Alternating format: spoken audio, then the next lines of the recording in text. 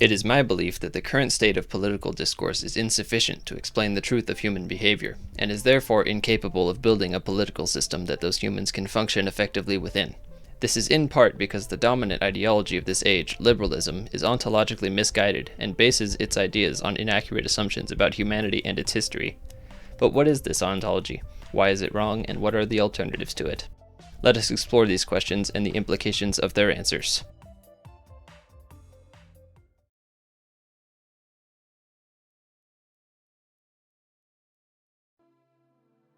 Wikipedia defines ontology as the philosophical study of being. More broadly, it studies concepts that directly relate to being, in particular becoming, existence, reality, as well as the basic categories of being and their relations. Ontology often deals with questions concerning what entities exist or may be said to exist, and how such entities may be grouped, related within a hierarchy, and subdivided according to similarities and differences. Its definition as the study of being is a bit vague, but I can offer a relevant definition as it pertains to the upcoming arguments. In this sense, it is the philosophical discipline dedicated to answering and asking questions like, this exists as a result of what? And how can we define relationships between existing things? In essence, its goal is to determine the relationships of existing things through hierarchical means. Hierarchical often implying a cause and effect relation. The ontological models in this video will focus on the relationships that cause society and civilization to exist. Perhaps a visual will aid in understanding this. Here we have a simplified visual representing classical liberal ontology. At the top is step 1, a supposed origin for the other concepts. As you move downward, you see concepts that exist and function as a result of the higher concepts. In liberal ontology, it is assumed that the mental state of individuality is the origin point for the following behaviors, while it is assumed that self-ownership is the origin for the following ethical claims. Individuality I define as a mental state characterized by an admiration of one's unique characteristics and an emphasis on one's individual desires. From individuality, it is assumed that a collection of these individuals will realize the benefits of cooperative behavior, and by democratic means establish a social contract and a system of authority that will encourage or enforce such cooperative behaviors while condemning destructive ones. The concept of the social contract allows the authority to impose its will even on new generations of individuals, as it is implied that their partaking of society is in itself an act of consenting to the social contract, and thus to the established authority. The main point of liberal ontology is that the self-owning individual precedes society. First, let's pick apart this model to show some of its failings, and then show what I believe to be a superior model.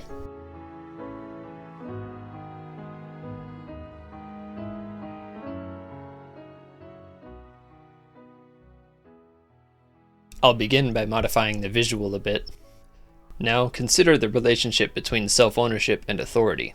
The authority is permitted to impose its will upon the self-owning individual in violation of their self-ownership, seemingly because a group of people who established this democratic government in the past said so. No consent to such a contract was offered or even consciously considered at any point. Nor should partaking in society be considered an act of consenting to the social contract, because the individual, being born and raised there, had no say in the matter. As well, their brain likely lacked the concept of rejecting or accepting the social contract at the time that they supposedly accepted it.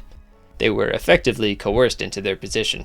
In this system, ownership is effectively transferred from the self-owned individual to the current authority because of a group of people in the past who are not that self-owning individual today. This violates the supposed principle of self-ownership preceding the authority. In other words, the individual is meant to take precedence over the governing authority because the authority exists as a result of him in the ontological hierarchy. Yet in practice, this is not the case. All throughout history, governments have clearly taken precedence over individuals. If individuals really did own themselves and have a sacred individuality that precedes authority, you'd think that such an authority-driven history would not have happened. Having argued against the social contract, the only concept left to justify the existence of an authority here would be the consent of the governed. While it may be better than a social contract theory, it falls short in that it is impossible to get a large enough group of people to all consent to a given authority, and even if you did, it would be even more difficult to maintain that consent throughout generations. Not to mention how weak such a government would be if it required consent to function. Its power so limited that it would crumble under the attack of stronger opposing nations anyway. As well, it would be impossible for an individual to live without giving consent to a government, since there is no place to go on this earth that is not governed. No matter their desire, everyone is forced into consent anyway. This would violate self-ownership on a worldwide scale. Since there isn't a universal resistance against this violation, there must be something wrong with this liberal model. These issues are proving that this theory is not accurately addressing the nature of power, even though it does make some sense in an abstract way. Next, consider the relationship between self-ownership and democracy. This is an extremely obvious and well-known argument, so I'll keep it short. Imagine a situation where a group of people would like to make some decision democratically. 60% agree to the decision while 40% disagree. The decision passes and is positively enforced upon the 40% who opposed it. This is obviously a violation of the self-ownership of the 40%, as their self-ownership is meant to take precedence over any majority's desire to violate it. This violation is supposed to be justified by the social contract theory, but we have already argued that a social contract also violates self-ownership anyway. This issue would also damage a system of consent of the governed, as inevitably people in that 40% would withdraw their consent or not give it at all, over time meaning that no decisions get made and the nation becomes stale and ineffective. Or decisions do get made and the consent or lack of it is simply ignored. With both democracy and the social contract being violations of self-ownership and thus unethical according to liberal ontology itself, and consent of the governed ends up being incapable of creating the society we see today, what are we left with? Well, the answer after removing the problematic concepts is anarchism. Without any logically sound or effective claims of ethical governance, the only outcome of self-ownership ethics is a stateless anarchistic society.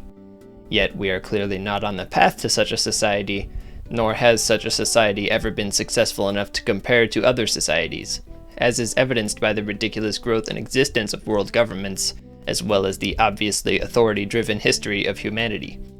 So clearly this liberal ontology is lacking some vital information about humanity, hence why its arguments are logically unsound and why it spits out an incorrect model for society when we edit it into becoming logically sound. Using the individual as a starting point is clearly not giving us a complete picture.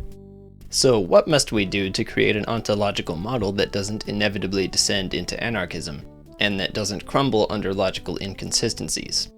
First, we must find a better starting point that can serve as the ontological origin for all of our vital concepts. A rock-solid idea that will support a strong and logically sound model for humanity. We can find such a concept in the works of Eric Gans and the study of generative anthropology.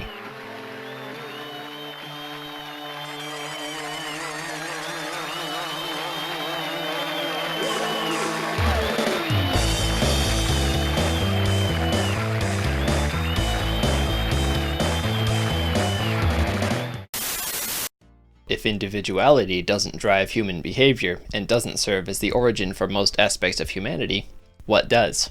To answer that, we have to take a look at a theory of humanity's history known as the originary hypothesis, and its companion study of generative anthropology.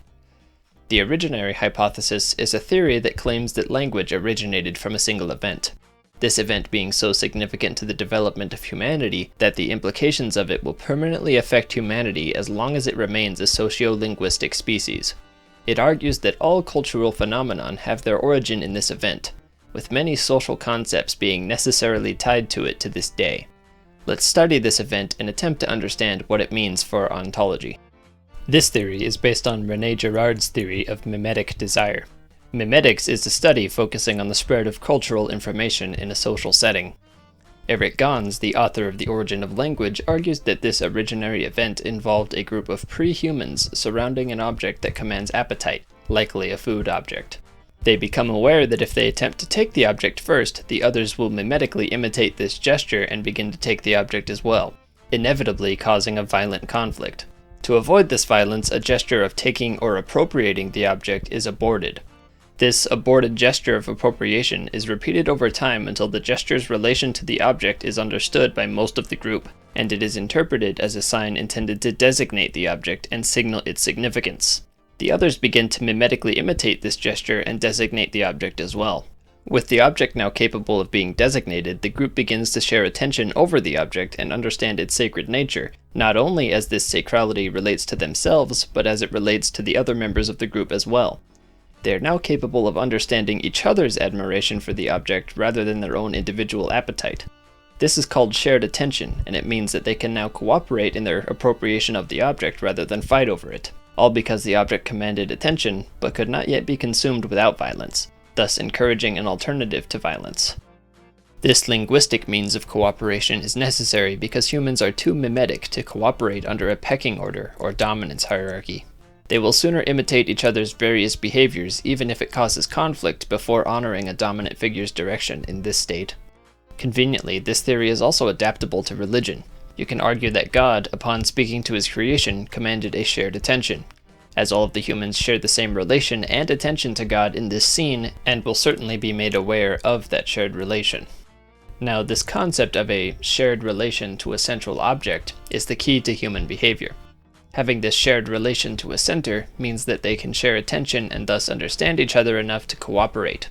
In short, humans cannot reasonably engage in cooperative behavior without a shared relation to a central concept. This central concept is subject to change all the time, but it always exists, and whatever form it takes at a given time is referred to as the social center. After enough time, this concept became much more complex than something like a simple food object, and required a dedicated figure to function as the representative of the social center. From this we see developments such as tribal leaders, religious leaders, and patriarchal rule, then later becoming our concept of government. In other words, an authority in the name of the social center arises and becomes the object of shared relation and the mediating force for sociality. Applying this concept of the social center results in what Gans calls a new way of thinking based on the originary hypothesis. This new way of thinking implies a realization that the social center precedes your own individuality. Acknowledging and applying this truth opens up new possibilities for your personal philosophy, as well as a greater respect for the social order that gave you everything you have. Now, using this originary hypothesis as a scientific starting point, let us adapt what we've just learned into an ontological model. This model is known as absolutist ontology.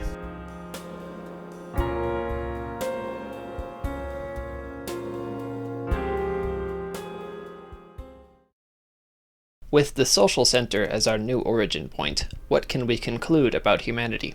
Well, let's bring in our first visual guide and see. This visual explains that the social center and its representatives do in fact precede self-ownership and individuality, thus putting an end to any ontological ethics based on self-ownership. It is argued that there was no concept of owning one's self before the authority enabled it. This kills the ANCAP. This is not to say that self-ownership is meaningless, since it does enable other important concepts to exist, but it must be acknowledged that anything above self-ownership in the hierarchy is not accountable to it. The fact is that self-ownership is a property-based phenomenon rather than an abstract ethic. It only functions because it is generally beneficial for the authority to encourage property rights. Throughout history, we have seen both blatant and subtle denials of self-ownership become socially accepted, further evidence that the concept only really exists and functions with a relation to power. The authority encourages property because it is the primary means of mass cooperation. He has a huge economic incentive to encourage his people to cooperate in such a manner so as to maximize his own income, though that's a study all of its own. The main takeaway here is that a directing entity functioning as the social center is necessary for many key aspects of civilization, such as property, to exist. This model also refutes the liberal argument that democracy is the only ethical form of government, as it proves that self-ownership exists as a result of authority rather than preceding it. This means that self-ownership does not by nature require a right to partake in government processes through voting. The point being that almost any form of authority is justified in this ontology because it is near the top of this hierarchy, just as long as it is compatible with the social center's various functions. This may seem extreme because it would justify forms of government that are not popular in your social environment, but if you look at the history of civilization, it is very clear that many forms of government were relatively successful and socially accepted as long as they established themselves as the functioning social center. This is evidence that if one were to be raised in one of those communities, they would likely accept the conditions as well, even if it seems blasphemous given their current social norms. To pull a quote from Crime and Punishment, everything depends on what circumstances and what environment man lives in. Environment is everything, and man himself is nothing. This means that our pursuit of the optimal system of government is narrowed down to that which best suits the concept of the social center, and that which is most practically effective. Next, consider the anthropological side of this ontology. Upon acknowledging their shared relation to the center, humans become much more capable of developing a sense of community, even more so after observing the benefits of cooperative behavior. The authority further encourages this since he stands to gain a lot from the cooperative behaviors of those under him. This feeling of camaraderie and sense of community becomes vital in perpetuating a culture or social order that encourages cooperative and beneficial behaviors. It functions subconsciously to reward cooperative behavior and punish parasitic, destructive, and isolationist behaviors. In other words, humans must in some way acknowledge their place in a given social order and partake in a beneficial relationship with the social center and other humans in order to obtain a psychological reward through their sense of community. This psychological reward further incentivizing these beneficial behaviors. Once most humans are taught to encourage beneficial behaviors and punish destructive ones, they have achieved what's known as a social norm. In this case, a social norm enforcing morals. Culture is largely just a collection of these social norms, one of which is the mental state of individuality. Individuality exists first because of self-ownership, and second because it is socially accepted. In short, individuality is a social phenomenon. Realizing that individuality exists as a result of society, rather than vice versa, is a valuable key to ensuring future social cohesion and cooperative behaviors. To summarize, we should make an effort to maximize social cohesion through the use of social norms and authority, in the interests of further encouraging cooperation. If individuality were to be taught that it precedes society, it would inevitably deny social norms because it believes itself to be superior to them, and the result would be a negative social reaction and what's known as victimary thinking, which is harmful to social cohesion and cooperation.